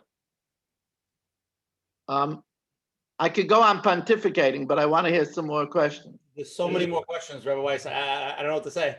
But according to that, we'll try to do 2 more, maybe. I don't know. Let's go.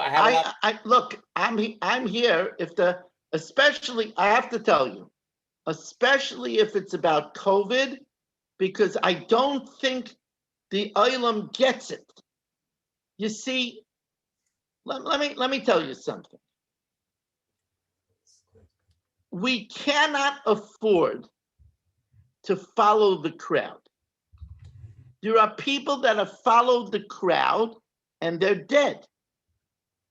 What happened? Nobody's wearing masks. I'm not going to wear a mask. I'm going to stick out. That's what people say. You know, I go into a shul, and if I wear a mask, everybody looks at me like I'm a joke.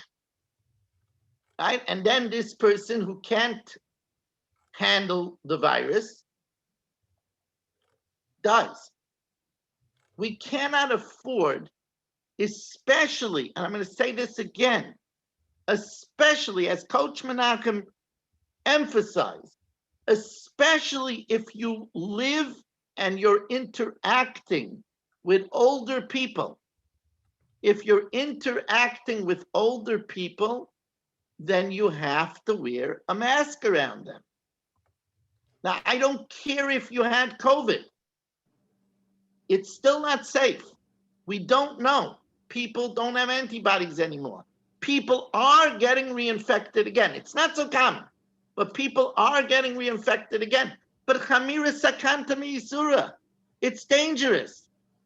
And our Gedalim are telling us that we should be careful. The Aguda has a team of 5 infectious disease specialists. They're all saying that you should mask. I've yet to meet an infectious disease specialist who told me, no, I don't hold the masking. I've yet to meet somebody like that. Okay, You ready, Rabbi Weiss? Yeah, I'm ready. Okay, hold on 1 second. The question is like this. It's completely off topic, but I think it's a good question. What's the best way to approach addictions in a family, unwilling of man to take financial responsibility for the family as such? Al Tshuva is who's the best? Let me go to a different question. Sorry. Pause that one. By the way, I just want to say, since addiction was brought up, these are things that in Shidduchin one should find out about. Because addictions are a very serious problem. So that if there is a problem of addictions and a person has what it takes, they should move on to a different shidduch. Addictions are a serious problem. Usually they don't let the Olam know. You see, that's where not just calling the people on the resume is important. Because of course the people on the resume won't let you know about it. But you have to call people, and remember, when you call people, you have to be a little clever. You're not going to get somebody to say a negative thing about it. But if you have a suspicion that the person is, let's say, has a terrible temper, so you say, is he the kind of placid kind of fellow, or is he very Hasidic? So it doesn't sound so bad, you know? If you want to find out if somebody is an introvert, so you're going to say, is he an extrovert or an introvert? Nobody's going to say, my friend is an introvert. So you say, is he the last at the wedding, or is he the fireplace Friday night guy? You know, so you gotta, make things. Okay, yeah. Next. And then a little tefillah, Siyata D'Shmaya. With Shidduchim. That tefillah is al zois yispal kol chosid La'es mitzay. It's a beferish gemara in brachos. Matzah isha matzah tayv. Of course you have to daven. Some people say you should start davening already in the delivery room. All right, boys, let's do one more question. If there's another live one, I'm pending a live one, then we'll ask live. It's a very, very important question. We're married for over 20 years. Our marriage is okay, but we're just managing. I don't see where things can change. Basically, I'm in a situation of just accepting what my marriage is and what my spouse is. Is there a healthy approach, practically and spiritually? And if not, what should I do? How long are they married? 20 years. Oh, babies. Okay. So let me tell you like this. I'm going to tell you what my belief is in this area. First of all, could you ask, do they have children? I'm going to say yes, even though I don't know who this person is. I'm going to assume they have a bunch of children. Okay. You see, there's an interesting thing that when Yaakov had his confrontation with Esav, so Esav asked him an unusual question. They were lined up, Leah had her kids, Rachel had her kids, Bilhah had her kids, Zilpah had her kids. So Esav said, Mi eilelach, who are these to you? Weird question. What do you think? They were the bus drivers' kids? Yaakov answers also in a very interesting way. Habonim asher chonan elikim es abdecha. The children that Hashem graced your servant. So what was the give and take? So one of the Gedolei Admirim of yesteryear said, Mi Eila. Eila is the same letters as Leah. Mi Leah. Who is Leah to you? I was supposed to get Leah, Esav said. With two twins, Yaakov and Esav, and Rachel and Leah. The younger one was supposed to get a younger one. The older one was supposed to get an older one. Esav said, I was supposed to get Leah. Mi Leah. You stole my basherta. So what did Yaakov answer? Habonim asher chonan elikim es abdecha. If Leah was your basherta, do you think that I would have had 6 shvatim and dinah from her? That's proof that she's my basher. People say, if there's such a thing as a basher, then why should you check out all these questions before dating? It's a basher. Basher is not for before. Before you have to make a shtam. Basher is for afterwards. If you have children, most of the time that means that it's your basher. And if it's your basher, then Hashem made it that you could be happy with your spouse. Because that's what Hashem did. He says, and 40 days before the Yetzirah of the Vlad, Hashem made an announcement, Bas Ploini LePloini. Now, the reason why it was 40 days before is because, it's like you buy a computer, it says Intel inside. It was 40 days before because your missus was programmed in you to complement you.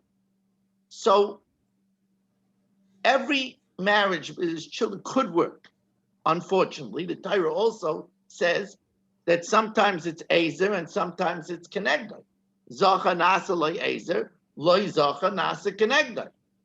So I would tell somebody that's married 20 years and who says it's not going to get any better, that I would say they should revise their opinion. That it's not so, that it's necessarily, I don't know. Of course, this is such an open-ended conversation.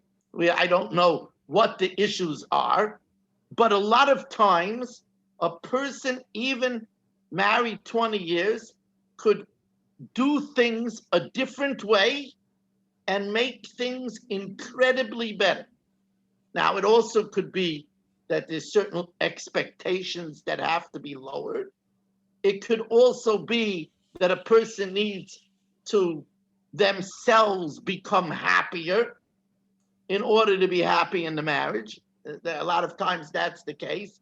So there's, this is a very open-ended discussion. It could be many, many different things. It could be that the spouse that they're married to needs somebody that understands why they're unhappy, because unhappy people hurt people. So they might need somebody to understand why they're unhappy.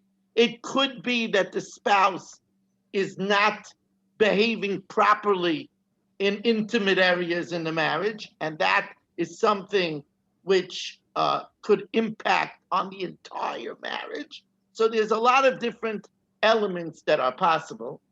That's as much as I could answer, without knowing at all what the problem is. Did that help at all? Yeah, I got it. I want to know if there's any other COVID question. There's one more live question. I think it's a COVID question. I think then we'll go to closing after that. Okay, Rabbi Weiss? Does that work for you? Whatever, it's your show. Okay. I want to tell you that when I have an oilam asking, I don't stop until they stop asking. So. Okay, you're on. CP, you're on.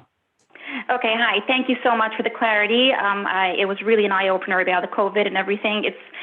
Sometimes I guess we do need that wake-up call.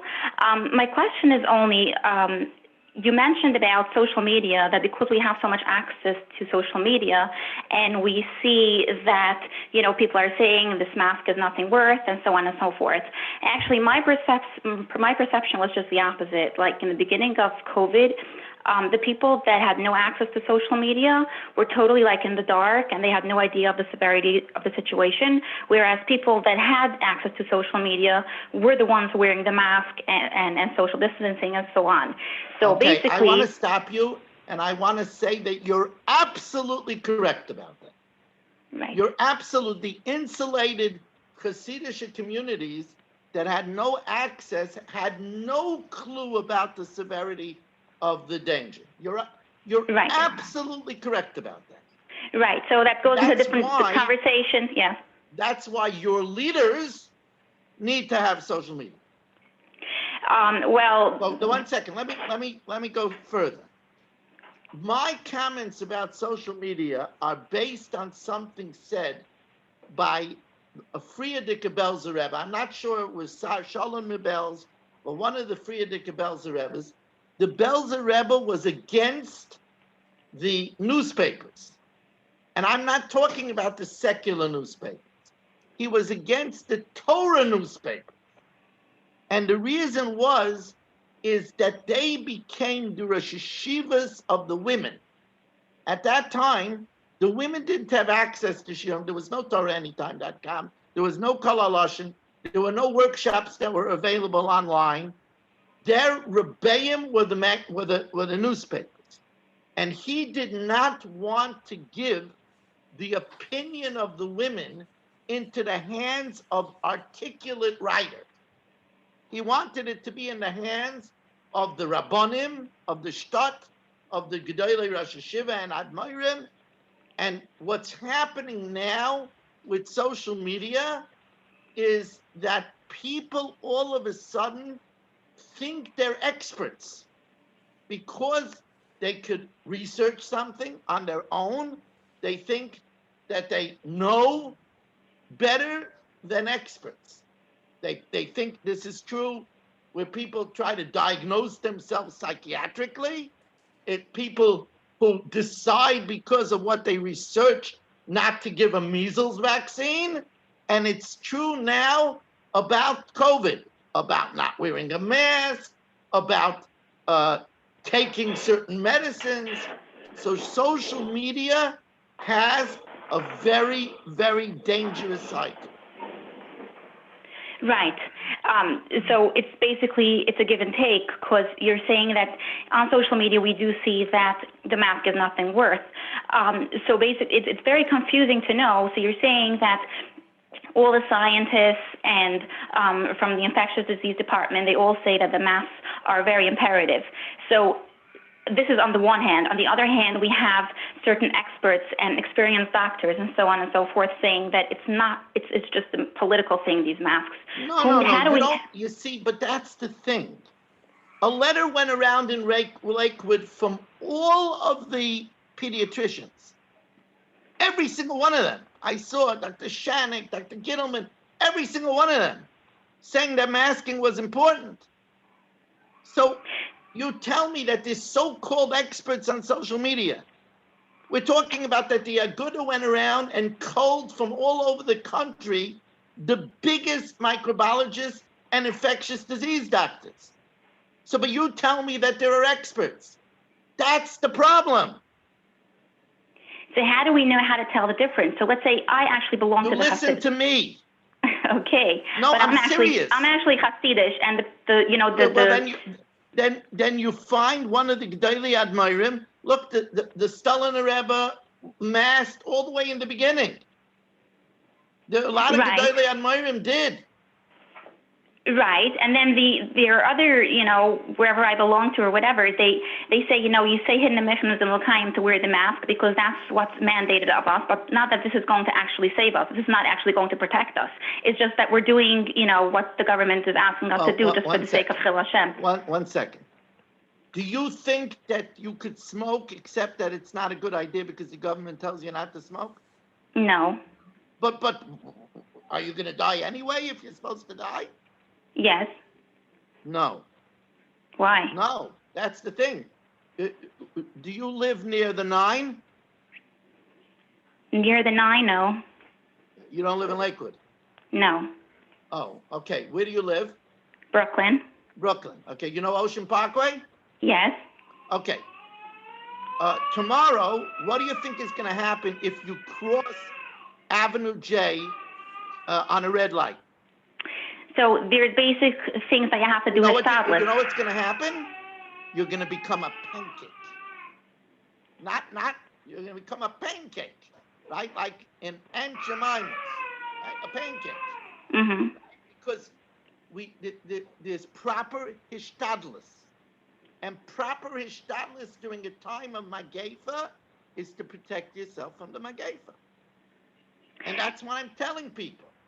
And if we see that people that were quarantining and doing everything right, they actually ended up never passing away, what do we have to take out of that? Okay, so that's a good point. Now you have to understand something, and this issue was raised earlier.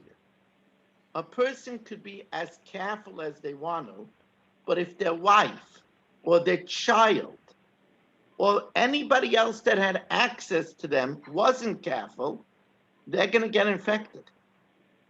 That's number one. But we're talking about people that were careful. They were in a home and living homes. That's number one. Number two, when you're dealing with a small microbe that's not visible to the eye, unfortunately, and this is true, unfortunately, a person could be careful, but it could come in on a fruit. It could come anyway. That is an act of God. That there is a certain amount of act of God. And then there is a time when it's the person's case, and Hashem chose for them to die through COVID. That is true. But that doesn't free us of the shtadlus of protecting ourselves. It's true that somebody might be very careful driver and wear seatbelts and not text, right? Right. And still get killed by a drunken driver. But that doesn't mean that he shouldn't wear a seatbelt, and that doesn't mean that he should text while driving. Right. The problem is, though, that maybe I've been influenced again by social media, but basically what I take out of this is there's a major aspect of the hospitals neglecting their patients, and that's why so many people have died. So why should I trust those people that have neglected those patients? Whoa, 1 second. Do you know how many people were saved? Yes, correct. That's so silly. This is the problem. That's so silly. Do you know how many of the people in the hospitals are risking their lives? Do you know, we have doctors and nurses that went in, and as soon as I have a radiologist in my shul, that as soon as he comes into his house, he strips, he runs into the shower, he disinfects himself because he doesn't want to bring the sickness to his family, but he's there on the front lines risking his life. We have somebody in our community, Dr. Kleiner, who's a nephrologist. He's already an older man, and he goes in there and he risks his life. You see, this is the problem. You would do yourself a favor and take a tanis from social media for a while. But then I wouldn't know the severity. But then I wouldn't know about the Zoom meeting, and I wouldn't be here. So how do we? So, but now that you know, you could take a tanis. I'm serious. I'm serious because you see, you're letting your mind be molded by social media. You're saying things that don't even make sense. But we heard firsthand cases of so many people that died not out of COVID, but out of thirst or hunger or neglect. Okay, so it's true that in the beginning days, the hospital staff was overwhelmed. Hatzalah told me stories. First of all, everybody was frightened. Right. They didn't know. There were reports coming out of Wuhan that the first responders were dying and they were being cremated. People didn't even want to, people were running scared. And during that time, it's true that some patients got neglected. But by and large, our health providers, our doctors, our nurses have been incredible. Incredible. You talk to Hatzalah, you'll find that they've been incredible. Okay, what's next? I think we just need to clarify with the social media, with the Hasidic Olam, they don't know how to eat this because they don't have social media. The question is, what's the eitzah for them? Okay, so there is a collective responsibility. Now, it's not for me, Pee Wee Weiss, it's not for me to pontificate, but there is a collective responsibility on the Manhige HaTzibur. You know, there's a reason why we say Dor Dor V'Dor Shav, Dor Dor Manhiga. Every generation and its Darshanim. Why? Because in certain generations, they talked about the Avodah Zarah of Baal Pa'ar. And in other generations, they talked about a Yefas Toya. And in other generations, they talked about going up to the Beis Hamikdash properly and bringing the right carbon up. In our generation, we need to talk about COVID. And we have to alert people to the danger. So that needs to be done. And it's not for me to tell Manhige Hasidus how to act, but I know Rav Usher Weiss is a close bigger chassid, and he's surely telling his people about what's going on. The Stolen Rebbe surely told his people about what's going on. You know, so I know that there are Hasidic people that are doing that. I can't talk for all Hasidim. Okay, Rabbi Weiss, thank you for coming. I'm going to go to closing. We're going to wrap up. If you want to, I want you to speak at the end if you have a few minutes. I just want to let you know we got a lot of more questions that we did not get to. That's A, and also we did not touch Sholom Bayis Rabbi Weiss style. So I'm just letting you know. Okay, so I could come on a different time. I just want to know in the whole board of questions, is there any COVID question that we didn't touch? More controversial, more like Rabbanim that don't agree with it. Like what the lady was saying, there's some, how about the schools in Lakewood that are all open? What about business that are open? There's a lot of this type of, conversation pieces that. I want to say something about that. Let's say your child goes to a school that's opening and is not masking. You see, we have, in Staten Island, I have what we call the Chaim Oizer father and son learning program. So we debated what to do, and we decided that we have an infrared thermometer at the door. We have somebody that checks every father and child before getting into the room, that their masks are on properly. Then we have a monitor going around. We have areas where the families sit with social distancing. And this Motzei Shabbos, we had 80 fathers and sons, 80 children, and 10 more on Zoom because they were in quarantine in the room. So it can be done. But if your child is not in a place where they're following regulations, that means that it's very possible that the child is in the room, even with a child that went to school sick. I'm not even talking about asymptomatic, because the child could be sick with fever, but the parents had to go to work. They sent the child. Child's okay, he looks okay. If you have somebody at home You have to keep your child away from that person. That child could kill a grandparent. That's something that we have to, that's everybody's responsibility. That child could kill a grandparent. I know the grandparent is chalishing to hug their grandchild, but that hug could be a hug of death. Okay. Okay. First of all, guys, so when I go to closing, first of all, I want to thank Rabbi Moshe Mer Weiss for coming on tonight, giving so much chizuk, so much clarity on COVID. I have to be honest with you. I think a lot of people are a little bit blown away over here. I honestly think so. I think that I'm going to speak, again for myself. I'm not talking for anybody, but in Lakewood, we do want to go past it. We don't want to think about it. We do feel that there are clusters of our neighborhoods that are younger people, and it's not so negay. We got it. We got the antibodies gegangen. We don't want to think about it. But let's be honest, there were a few people this week in Lakewood that were 58 years old, very young, that died, and it was only from COVID, nothing more.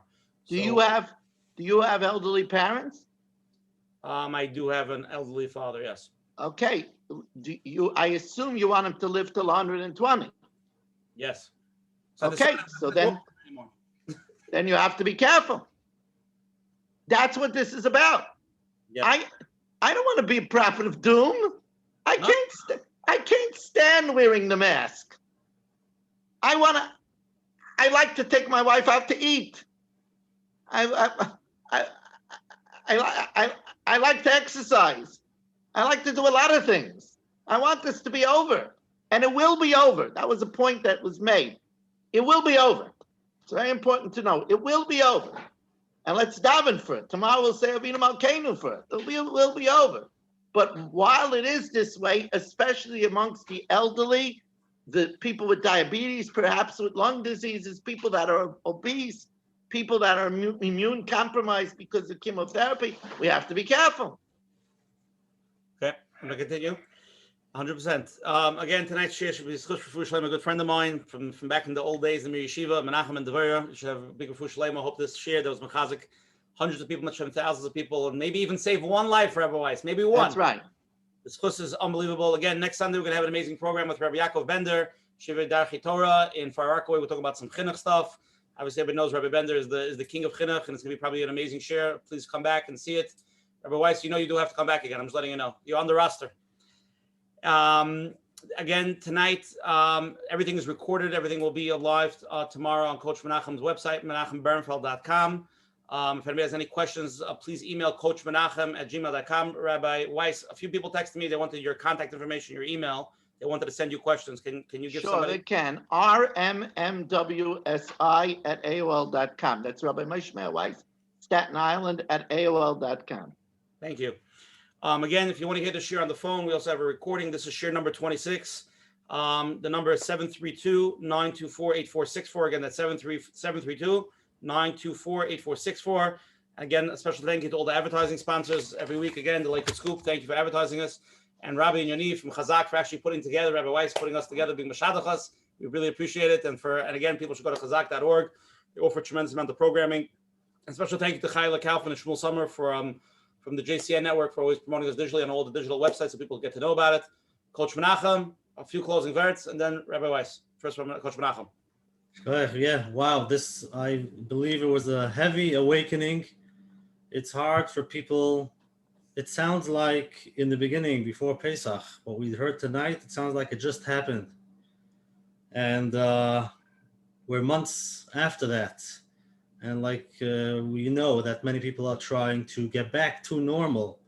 And, Hashem Yerachim, we should be able to get back fast. But we had a heavy awakening. And like we discussed, changing habits is not easy, but this is something we see people dying, the 5 W's. But also when a person goes through a tzara, sometimes it's hard to see the way out. When you're in it, it looks like there's no way out, and you try to find loopholes or something how to get out. But like we heard from the chizuk from Rabbi Weiss, Mitzvah Hashem, we will be out. We should be able to look back and say we did our shtadlus, and we with what we did saved many people's lives. Hashem should help. Bichoin and Das, I guess we have to hear more. We have to hear more on Sholom Bayis. We have to hear more on the strengthening, what to do on COVID. Tonight is the biggest iris, but we have to continue. We can't just stick our head in the sand. And in Mitzvah Hashem, with the tefillas tomorrow and the tefillas b'chlal, we should be zoicha to the geula. And thank you, Rabbi Weiss. Tonight was heavy, and thank you for that. Rabbi Weiss, I'm sorry to do this, but a few people didn't hear the email again. Can you say it again clearly? Your email Yeah, address? and then I have some closing remarks. Yeah, for sure. So the email is rmmwsi@aol.com. It's Rabbi Moshe Mer Weiss, Staten Island, the initials at AOL.com. I first of all, I want to thank Coach Menachem and Rabbi Usher Parnes for inviting me, and all of you people for giving a Sunday evening to join us. And you know, I want to tell you that the result of this year should not be to have a grim life. I'm a big believer that we figure out ways to have a good life, even during the Mageva. Go out for a drive and see the leaves change. Go up to the country and figure out a way to be, if you have children, to be in the park and where there's nobody around, and let them run around and take a kite and have a good time. And, if you can't eat out, get takeout and make a picnic for the family and throw a special tablecloth on the floor, and maybe even, can't do this with little kids, but even light candles and, make it special and find time that you could do something special with your spouse. Figure it out. I'm not pontificating doom and gloom. Far from it. I'm just saying that there's a danger lurking, and it would be foolish not to be careful. And I don't think that's what the Rebbeinu Shalom wants from us. I think we'll look back afterwards. When we look back years later, people will be proud to say that they taught their children to wear masks. Somebody said to me, Rabbi Weiss, I could understand, but when you're davening and esrei, you're facing the wall, take off the mask. You want to stand before the Borei Olam in the palace of the king with a mask? You shouldn't even see your face. And I said, Adarabah, the Rebbeinu Shalom is proud of you that you're wearing a mask. And you know what a lesson it is to teach little children to wear a mask so they shouldn't cause older people to get sick, and teaching them about v'ahavta l'reach kamocha. I see the children by my learning program sitting for an hour with masks, and I'm so proud of them.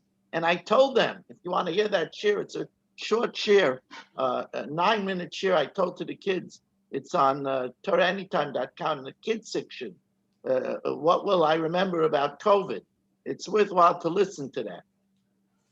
I also want to say that I want to utilize this wonderful platform to invite the Olam to 2 of my shiurim. If anybody learns Daf Yomi and they want to join my Zoom Daf Yomi, I have a Zoom Daf Yomi every night of the week at 7:45 p.m. As a matter of fact, I finished my Daf Yomi not long before I came on here. At 7:45 p.m. and you go to zoom.com and you put in my ID, which happens to be my cell phone, 718-916-3100, 718-916-3100. But don't call me about Sholom Bayis problems, because I'm afraid I don't have time to give individual counseling outside of my shul.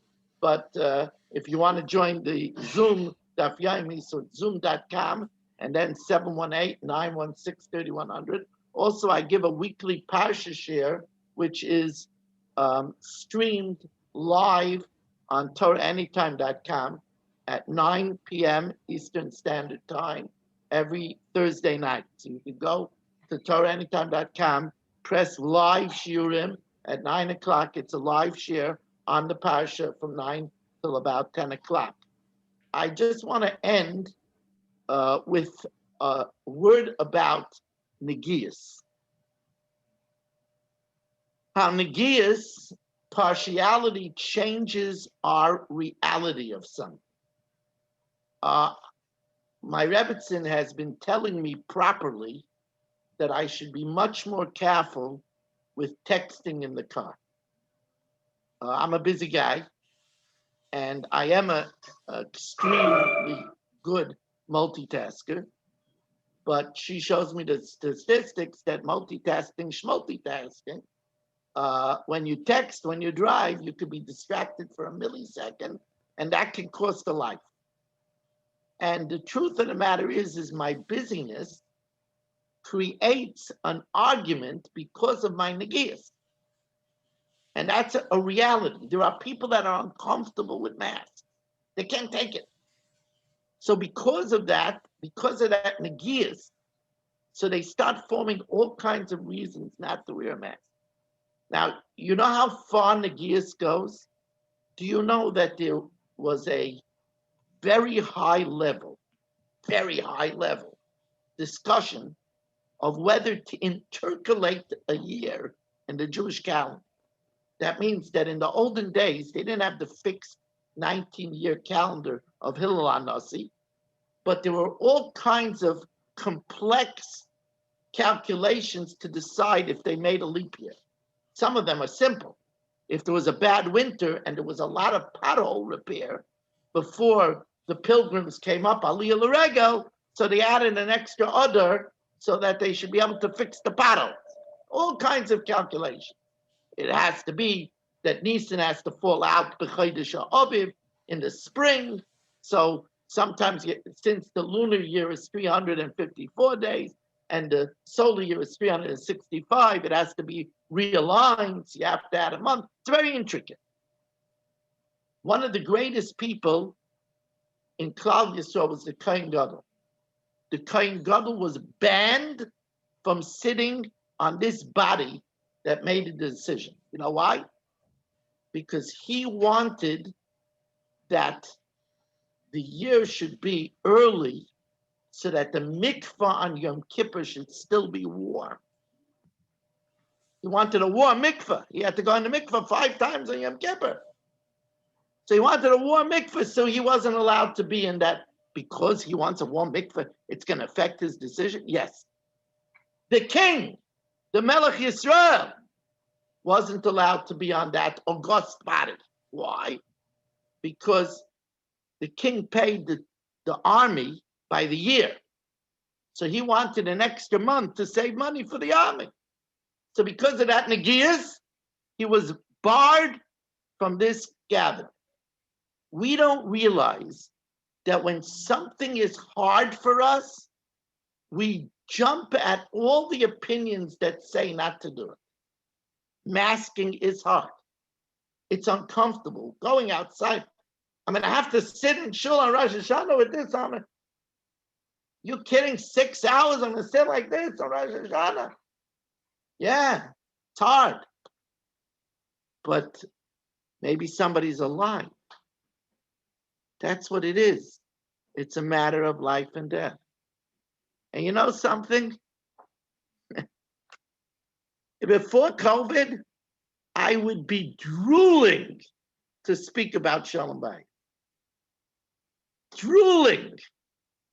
I know when I give a person an idea in Sholom Bayis, I can make their life sweeter. I love to speak about Sholom Bayis. I love it.